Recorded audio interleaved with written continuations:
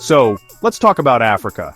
When you hear that word, what's the first thing that pops into your head? For a lot of people, thanks to movies, and let's be honest, some very specific news coverage, it's probably a single image. Maybe it's a wide, sweeping savanna with an acacia tree, a lion roaring in the distance, or perhaps scenes of poverty and conflict. It's this idea of a monolithic, unchanging place, a giant country filled with problems. And look, I get it. That's the story that's been sold for a very, very long time.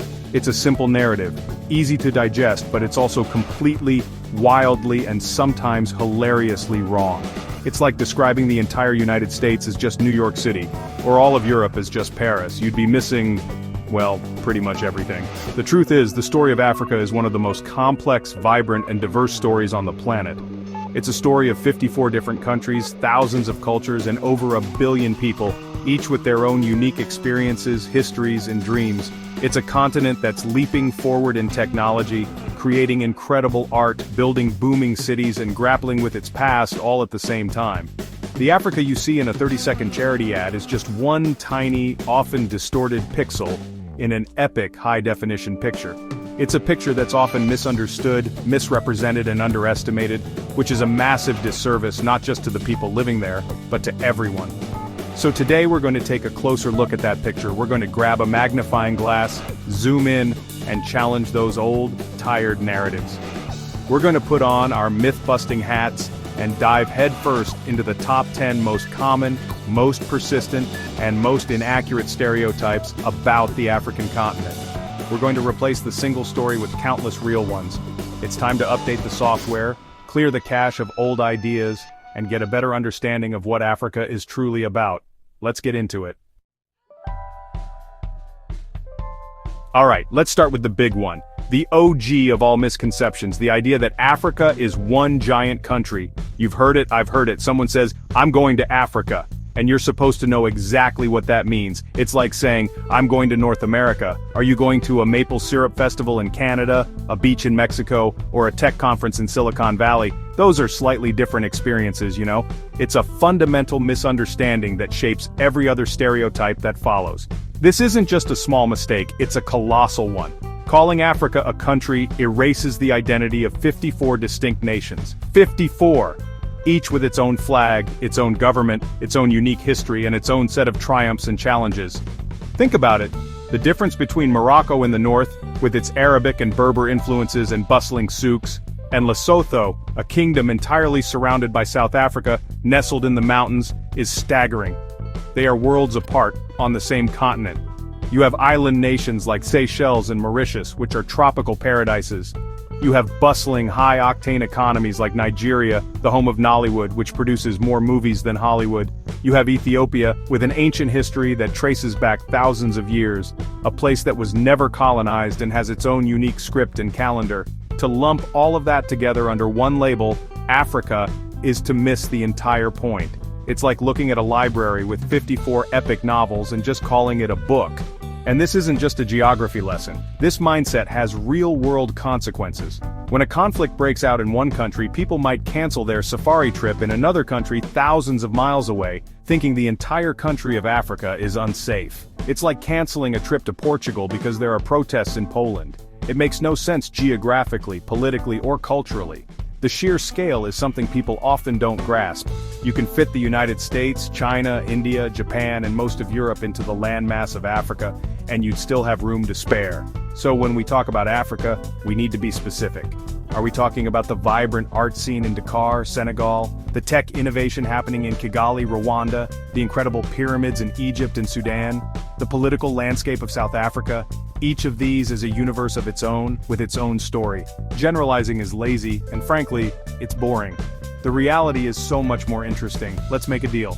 From now on, when we hear someone say Africa as if it's one place, we gently correct them.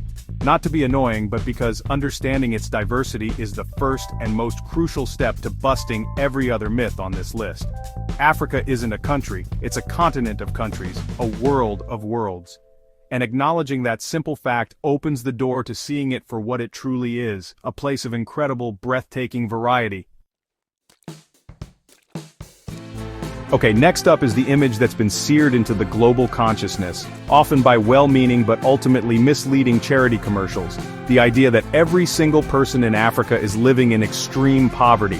You know the ads I'm talking about: slow, sad music, a fly buzzing around a child's face. It's a powerful image, designed to pull at your heartstrings and your wallet. And while poverty is a real and serious issue in parts of the continent, presenting it as the only reality is a massive distortion. This narrative completely ignores the economic diversity that is just as much a part of Africa as anything else. It erases the existence of a massive and rapidly growing middle class. These are people who are doctors, lawyers, software developers, entrepreneurs, teachers, and artists. They live in apartments and houses, they get stuck in traffic on their way to work, they worry about their kids' school fees, and they debate what to watch on Netflix at night. Sound familiar? It should. It's the story of middle-class life everywhere. Cities like Johannesburg, Lagos, Nairobi, and Accra are humming with economic activity. You'll find gleaming shopping malls filled with international brands right alongside bustling local markets.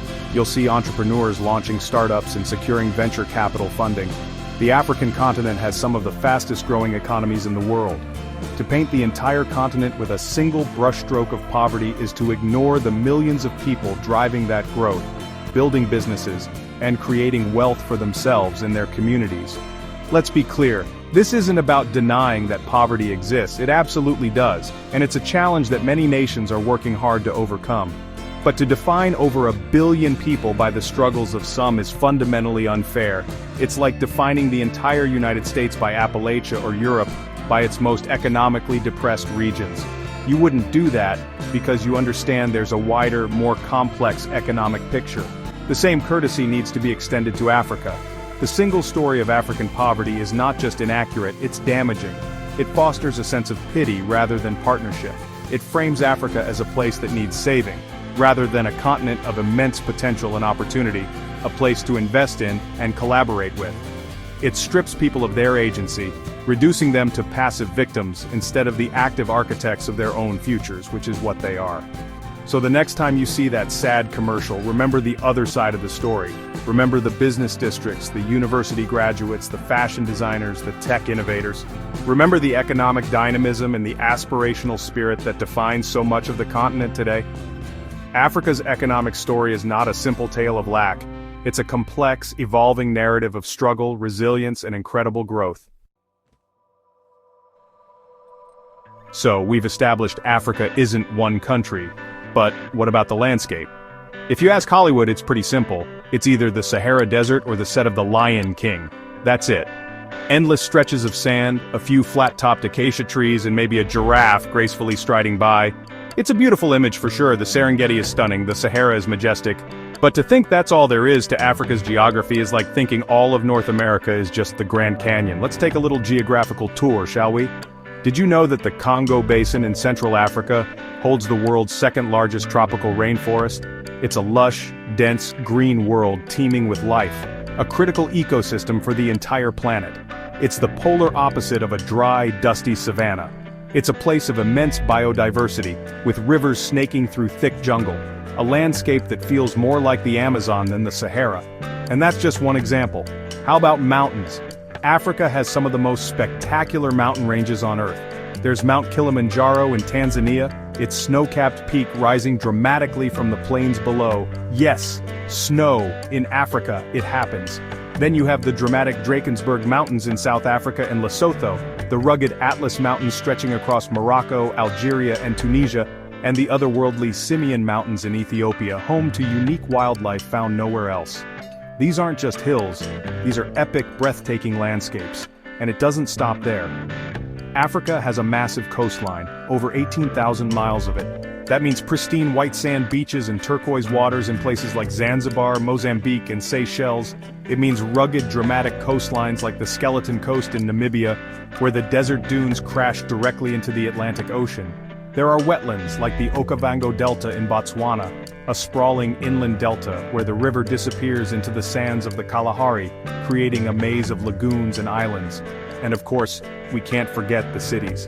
The concrete jungles. Megacities like Cairo, Lagos, and Kinshasa are vast, sprawling urban landscapes, home to millions upon millions of people. They are as much a part of the African environment as any national park. The continent's geography is a mosaic of every kind of landscape you can imagine, from dense rainforests and snowy mountains to idyllic beaches and sprawling metropolises. So, the Lion King image? It's real and it's beautiful, but it's a tiny piece of a much grander puzzle. Limiting Africa to just savannas and deserts is a failure of imagination. It's a continent that can offer you a skiing trip, a jungle trek, a desert safari, a beach holiday, and a bustling city break, all without ever leaving its shores. The sheer environmental diversity is one of Africa's most incredible and overlooked features. This is a heavy one, and honestly it's one of the most damaging stereotypes out there. The perception, fueled by news headlines that often only focus on the negative, is that the entire continent of Africa is a war-torn, dangerous, and politically unstable place. When a conflict erupts in one nation, the entire continent of 54 countries gets painted with the same broad, bloody brush. It creates a pervasive sense of fear that is wildly disconnected from reality for most of the continent. Let's be very direct. Conflict, instability, and crime exist in Africa. There are countries facing immense challenges from political unrest to terrorism. To ignore that would be dishonest. But these conflicts are not the norm for the entire continent. They are localized. A conflict in the eastern part of the Democratic Republic of Congo does not mean it's unsafe to visit Ghana, thousands of miles to the west. That's like saying you shouldn't visit Vancouver because of crime rates in a city in Florida. The reality is that the vast majority of Africa is peaceful. Countries like Botswana, Ghana, Namibia, and Rwanda are widely regarded as some of the safest and most stable places you can visit, not just in Africa, but in the world. Botswana has had a stable democracy and peace since its independence in 1966. Rwanda, a country that experienced a horrific genocide in 1994, has since become a model of peace, reconciliation, security, and development that many other nations look to for inspiration. Think about the millions of tourists who safely visit countries like South Africa, Kenya, Tanzania, Egypt, and Morocco every single year. They come for safaris, for cultural heritage, for business, for adventure. They move around freely, they have incredible experiences, and they go home safely. Their experiences just don't make for dramatic breaking news headlines in the same way that a crisis does. Peace, stability, and everyday life are not considered newsworthy, so they are often invisible to the outside world. This perception of universal danger has real consequences. It cripples tourism, which is a vital source of income for many countries. It discourages foreign investment, which can help create jobs and build infrastructure. It prevents cultural exchange, stopping people from experiencing the warmth, hospitality, and richness that so many African nations have to offer. It creates a barrier of fear where there should be a bridge of understanding. So, while it's important to be informed and aware of the specific challenges in specific regions, just as you would when traveling anywhere in the world, it is crucial to reject the generalization that Africa is dangerous. The continent is not a monolith of conflict. It is, for the most part, a continent of peace, of thriving communities, and of people living normal, everyday lives, far from the conflicts that dominate the news cycles. Okay, this one might sound silly, but you'd be surprised how many people genuinely believe it. It's the idea that Africa is one giant, unfenced game reserve where people's daily lives involve dodging lions on their way to the grocery store or having giraffes peek into their second-story windows. It's the Tarzan fantasy, a romantic but completely absurd notion of a continent where humans and wild animals live in some kind of chaotic, commingled harmony. Let's get this straight. The vast majority of Africans live in towns and cities, just like the vast majority of people everywhere else. Over 40% of the continent's population is urban, and that number is growing rapidly. People live in apartments, suburban houses, and sprawling urban neighborhoods. Their daily commute involves traffic, buses, and trains, not elephants and zebras. The only lions most city dwellers in Africa see are the ones in a zoo, on a national emblem, or on TV. Wild animals in Africa predominantly live in protected areas. These are vast national parks and game reserves, specifically set aside for conservation. Places like the Kruger National Park in South Africa, the Masai Mara in Kenya, or the Serengeti in Tanzania are enormous, but they are designated wildlife zones. They are incredible places to visit on safari, but they are not where most people live. In fact, for many Africans, going on safari is a special holiday trip, just like it would be for a tourist from Europe or America. The relationship between people and wildlife is actually a very serious and complex issue of conservation, not a casual, everyday encounter. Human-wildlife conflict is a real challenge, but it typically happens in rural communities that border these massive parks, where a lion might attack livestock or an elephant might raid crops. These are serious problems that conservationists and communities work hard to manage. It's not the whimsical scenario of a friendly neighborhood zebra. This stereotype is particularly funny to Africans themselves. Imagine telling someone from New York City that you assume they ride a horse to work because of all the westerns they've seen. It's the same level of absurdity. It erases the reality of modern urban African life and replaces it with a cartoonish exotic fantasy. It's a narrative that belongs in old adventure novels, not in a 21st century understanding of the continent. So, no, my cousin in Lagos is not shooing a rhinoceros out of his driveway. My friend in Cape Town doesn't have a pet monkey that helps with the chores. They're more likely to be complaining about the Wi-Fi speed or what to wear to a concert. The daily reality for most Africans is modern, urban, and decidedly free of roaming predators. The majestic wildlife is a treasured part of the continent's heritage, carefully protected in its natural habitat, separate from the bustling centers of human life.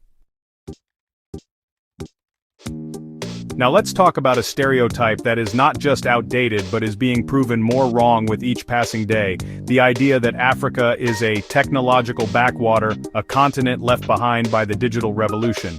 This image of a place with no internet, no smartphones, and no innovation is stuck in the past. The reality on the ground is a story of a technological leapfrog, a place where innovation is not just happening, but is solving real-world problems in incredibly creative ways. Forget the idea of no connectivity. Africa is the world's fastest-growing mobile market. In many countries, people skip the whole landline and desktop computer phase and jump straight to mobile. The smartphone is ubiquitous, and with it comes access to the internet, information, and a world of digital services. This mobile-first environment has become a fertile breeding ground for a unique brand of innovation tailored to local needs. Take mobile money, for instance. Services like M-Pesa, which started in Kenya, revolutionized banking for millions of people who didn't have access to traditional banks. It allows you to transfer money, pay bills, and get loans all from a basic feature phone. It was fintech before fintech was a cool buzzword, and it's a system that many so-called developed countries are still trying to catch up to. This wasn't an idea imported from Silicon Valley. It was born in Africa, for Africa. And it's not just mobile money. Across the continent, tech hubs and innovation centers are sprouting up, earning names like Silicon Savannah in Kenya or Silicon Lagoon in Nigeria. These are places buzzing with young developers, entrepreneurs, and venture capitalists building the future. They're creating apps for healthcare, platforms for education, solutions for agriculture using drones and AI, and so much more. Countries like Rwanda are investing heavily in becoming tech-forward nations, with initiatives to provide laptops to school children and roll out fourth-generation internet nationwide. The continent is also becoming a key player in the global creative and tech economies. The Nigerian film industry, Nollywood, uses modern digital technology to produce thousands of films a year. South Africa has a world-class animation and special effects industry that works on major international films. Young coders and developers from Ghana to Egypt are contributing to open-source projects and working remotely for tech companies all over the world. So, the image of a technologically barren continent is simply false. Africa is not waiting for technology to arrive. It's actively creating and adapting it. It's a place of immense technological creativity, where resourcefulness and necessity have sparked some of the most exciting and practical innovations we've seen in recent years. The story of technology in Africa is not one of absence, but of a dynamic and rapid ascent. This stereotype is a direct result of the Africa is a country myth. If you think it's one big place, it's easy to assume it's also one big culture. People might imagine a generic African culture that involves tribal drums, colorful fabrics, and some kind of traditional dance, and while those things exist in specific contexts, lumping everything together under one banner is a profound misunderstanding of one of the most culturally diverse places on Earth. Let's be clear, there is no such thing as African culture. There are cultures, plural, thousands of them. The continent is home to an estimated 3,000 distinct ethnic groups, each with its own unique traditions, languages, music, art, and belief systems. The cultural distance between a Tuareg nomad in the Sahara and a Zulu warrior in South Africa, is as vast as the distance between a Scottish Highlander and a Japanese samurai. They are completely different cultural worlds. Consider the food. In Ethiopia, you have the wonderful communal experience of eating injera, a spongy flatbread, with various flavorful stews called wats. In West Africa, particularly Nigeria and Ghana, you have the fiery debate over who makes the best jollof rice. In Morocco, you have the slow-cooked, aromatic tagines. In coastal Kenya, you have Swahili dishes infused with coconut and spices. There is no single African food. It's a continent of 1,000 different kitchens. Look at the fashion. The vibrant, intricate patterns of kente cloth from Ghana bear no resemblance to the elegant, flowing white robes worn by men in Senegal, which are different again from the intricate beadwork of the Maasai in Kenya and Tanzania, or the bold, geometric patterns of Ndebele art in South Africa. Each style tells a story, representing a history, a status, and an identity that is deeply rooted in a specific culture. This diversity extends to music, religion, and social structures. You have the complex polyrhythmic drumming of West Africa, the hauntingly beautiful Nawa music of Morocco, the global phenomenon of Afrobeats from Nigeria, and the politically charged lyrics of South African Kwaito. You have ancient Christian traditions in Ethiopia, a vast and diverse Islamic world across North and West Africa, and a huge spectrum of indigenous spiritual beliefs, all coexisting and influencing one another. To speak of a single African culture is to erase this incredible, beautiful, and complex tapestry of human experience. It's like taking all the art in the Louvre and calling it a painting. The real beauty of Africa lies in its specifics, in its nuances, in its staggering variety. Celebrating the culture of Africa means celebrating the cultures of the Wolof, the Yoruba, the Kikuyu, the Shona, the Berbers, and thousands more, each in their own right. Here's another pervasive image, closely linked to the stereotype of universal poverty, the idea that Africa is a continent with its hand out, perpetually dependent on foreign aid and charity from the West. The narrative is one of helplessness, of a place that cannot survive without external support. While foreign aid has played a role in the continent's recent history, to see it as the defining feature of Africa's economy is to miss the much bigger, more exciting story. That story is one of entrepreneurship, trade, and growing self-sufficiency. The narrative of dependency completely overlooks the sheer hustle and entrepreneurial spirit that powers economies across the continent. Walk through any market in any African city, and you will see entrepreneurship in its purest form. People are not waiting for a handout. They are creating businesses, selling goods, providing services, and building their own livelihoods with incredible resourcefulness and drive. On a larger scale, this spirit is fueling major economic growth. African entrepreneurs are building empires in everything from telecommunications and banking to manufacturing and agriculture. Billionaires like Aliko Dangote from Nigeria or Strive Masiyiwa from Zimbabwe built their fortunes not through aid, but through savvy business acumen and investment within Africa. They are creating thousands of jobs and proving that African-led business is a powerful engine for development.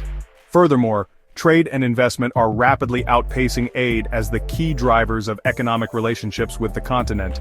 Intra-African trade is growing as countries begin to trade more with their neighbors, and foreign direct investment is pouring in, not as charity, but as a smart business decision by companies who see the immense potential and consumer power of a continent with a young, growing population. They are investing in infrastructure, technology, and consumer goods because they see Africa as a market, not a charity case. It's also worth noting that the conversation around aid is far more complex than a simple donor-recipient relationship. Many economists and African leaders themselves have been critical of the aid model, arguing that it can sometimes foster dependency, distort local markets, and come with political strings attached. There's a growing movement across the continent to move beyond aid and focus on building sustainable, self-reliant economies through trade, good governance, and domestic investment. So, while aid is part of the picture, it is an increasingly small part of a much larger and more dynamic economic canvas. The real story of Africa's economy today is not about dependency. It's about dynamism. It's about the woman running a market stall, the tech startup securing funding, the multinational company building a new factory, and the governments working to create a better environment for trade. It's a story of agency, not helplessness. This one is a little more niche, but it speaks to the same core misunderstanding. People might think there's one African language, often depicted in movies as a series of clicks and guttural sounds, or if they're a bit more informed, they might know about a few major languages like Swahili or Zulu, and assume that covers most people. The reality of Africa's linguistic landscape is one of the most stunning examples of its diversity, and it's almost impossibly vast. To say there are a few languages in Africa is a bit like saying there are a few stars in the sky. The continent is, without exaggeration, the most linguistically diverse place on the planet. Ethnologists estimate that there are somewhere between 1,500 and 2,000 distinct languages spoken across Africa. Let that number sink in. 2,000 languages. This isn't just a collection of dialects. These are unique languages with their own grammar, vocabulary, and history. These languages fall into several major families. You have the Afro-Asiatic languages in the north, which include Arabic and Hausa. You have the massive Niger-Congo family, which covers most of sub-Saharan Africa, and includes languages like Yoruba, Igbo, Swahili, and Zulu.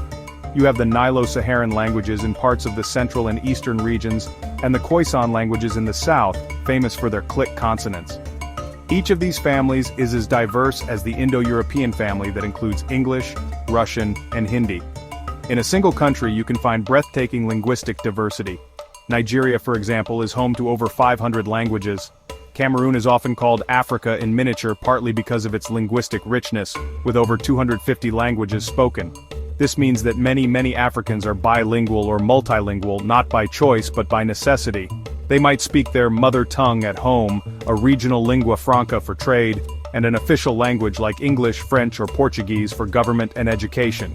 The idea of a single African language is absurd. What a person from Senegal speaking Wolof says would be completely unintelligible to a person from Kenya speaking Kikuyu, which would be unintelligible to a person from Namibia speaking Oshiwambo. The idea that clicks are representative of African languages is also a huge oversimplification. While Khoisan languages in southern Africa are famous for them, they are absent from the vast majority of the continent's other 1,900+ languages. Understanding this linguistic diversity is key to understanding the cultural diversity we talked about earlier. Language is the carrier of culture, of history, of worldview. The fact that Africa has preserved this incredible linguistic heritage is a testament to its deep and complex history. It's not a simple place with a simple way of speaking, it's a living library of human communication. Finally, we arrive at the grand, overarching stereotype that all the others feed into, the idea that Africa is stuck in the past, that it is a primitive continent, a place of villages and tradition, untouched by modernity. This is perhaps the most condescending stereotype of all, as it denies an entire continent its place in the contemporary world. It freezes Africa in time, turning it into a living museum rather than the dynamic, forward-looking place it is. Let's shatter this illusion once and for all. Modernity is alive and well in Africa. Just look at the skylines. Cities like Johannesburg, Cape Town, Nairobi, Lagos, and Abidjan boast impressive skylines with glittering skyscrapers, modern architectural marvels, and sophisticated infrastructure. These are not small towns. They are massive, bustling metropolises that are the engines of culture, commerce, and change for their nations and the world. Modernity isn't just about buildings. It's about lifestyle and achievement. Africans are at the forefront of global culture. African fashion designers are showcasing their work on runways in Paris and New York. Afrobeats artists are topping global music charts and selling out stadiums worldwide. African authors are winning prestigious literary prizes. African filmmakers are being celebrated at international festivals. This is not the output of a continent stuck in the past. This is the output of a continent that is helping to define what is cool and contemporary right now. Think about modern infrastructure. While challenges remain, massive projects are underway across the continent. New airports, superhighways, and high-speed rail lines are being built, connecting cities and countries like never before. The GO train in South Africa is a world-class rapid transit system. Ethiopia launched the first fully electrified transnational railway in Africa, connecting it to the port in Djibouti. These are symbols of a continent on the move, investing in its own future. And let's talk about social modernity. All across the continent you have vibrant civil societies, youth movements demanding change, and passionate debates about democracy, gender equality, and environmentalism. Africans are not passively living in ancient traditions, they are actively shaping their societies, grappling with the same complex modern questions that people are grappling with everywhere. They are on social media, they are creating content, they are participating in global conversations. Of course, tradition is still incredibly important. That's true everywhere in the world. But in Africa, as elsewhere, tradition and modernity are not mutually exclusive. They coexist. You can participate in a traditional ceremony in the morning and go to a hip-hop concert at night. You can respect your elders and their wisdom while also building a cutting-edge tech company. This blend of old and new is what makes modern African identities so rich and dynamic. Africa is not becoming modern, it is modern in its own unique, complex, and exciting way. So there you have it. 10 stereotypes, 10 myths, 10 single stories about a continent of over 1 billion people, thoroughly busted. From the lie that Africa is one country to the fantasy that it's a pre-modern world, these ideas flatten a place of incredible depth into a simple, digestible, and inaccurate caricature. The reality, as we've seen, is so much more vibrant, complex, and interesting. It's a continent of 54 countries, of booming cities and ancient rainforests, of tech innovators and fashion icons, of thousands of cultures and languages all existing and evolving in the 21st century. The Africa of stereotypes is a fiction. The real Africa is a dynamic and multifaceted reality. But watching one video isn't enough to undo a lifetime of conditioning. The real challenge is to carry this perspective forward. The next time you hear someone talk about Africa in a generalizing way, or see a news report that only focuses on despair, remember the other side of the story. Seek out African voices, read books by African authors, listen to music by African artists, follow African creators and journalists on social media. Be curious, ask questions, challenge the old narratives not just for others, but for yourself. Learning about the continent's rich diversity isn't just about being politically correct. It's about enriching your own understanding of the world. Now, I want to hear from you. What we talked about today is just the tip of the iceberg. In the comments below, let me know which of these stereotypes you used to believe or which myth-busting fact surprised you the most. Was it the sheer number of languages, the scale of the tech scene, the fact that you can go skiing? Sharing what we learn is how we change the narrative together. Thank you for watching, for opening your mind, and for being willing to see a bigger picture. Keep exploring.